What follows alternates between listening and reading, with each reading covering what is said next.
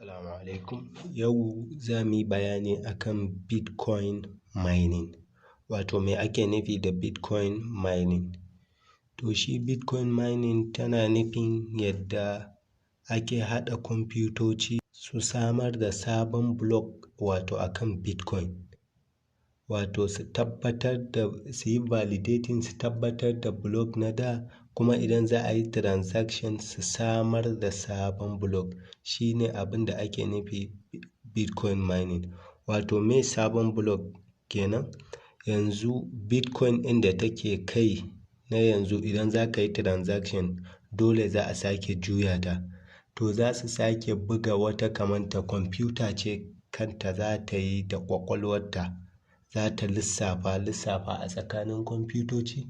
Duk wadda ta gano daidai sai a ɗaura a kan gaba, sai kuma ta raba wa dukka kwamfutocin da suke mining a duniya. Ta raba musu su yi register in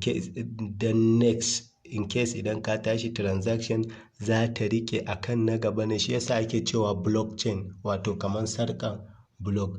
Ɗaya yana haɗe da ɗaya ne, ɗaya yana haɗe da ɗaya, haka suke tafiya. Yanzu za mu je tambaya ta gaba, ya ake mining? Ta ya ake yin mining?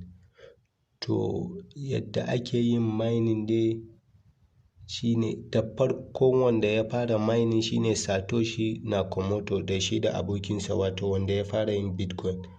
Da CPU kwamfutarsa ta hannu da ita ya fara yin mining. Wato tun shekara 2009 kenan, 2009. Daga nan kuma sai mutane suka fara ganewa, aka fara shiga ciki. Kafin 2011 aka fara yi da wato GPU, Graphic Processing Unit. GPU ainihi an yi su ne don mutum ya yi game, don wasanni akan kwamfuta. Tana ƙara wa kwamfuta ƙarfin gudu. To da yake ita ƙa'idar mining, idan mutum yana mining sosai, yawan wahalan mining ɗin da za ku yi. To sai gaba kuma aka samu FPGA mining. Shi ya fi GPU ma so wajen 100 za a ce ƙarfin gudu. To daga baya kuma bayan shi aka samu ASIC, wato Application Specific Integrated Circuit.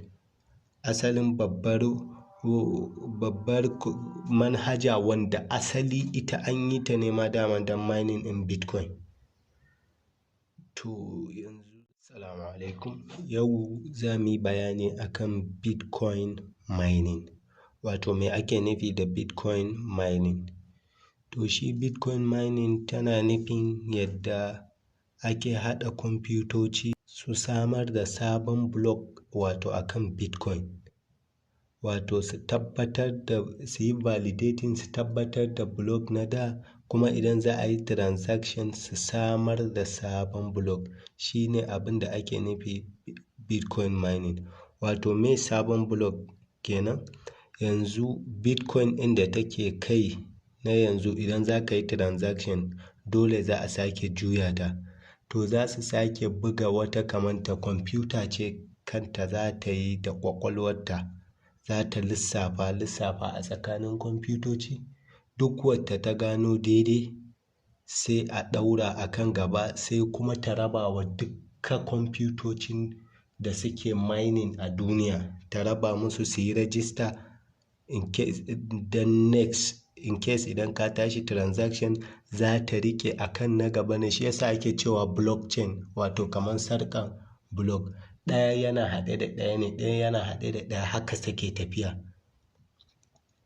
Yanzu za mu je tambaya ta gaba, ya ake mining? Ta ya ake yin mining?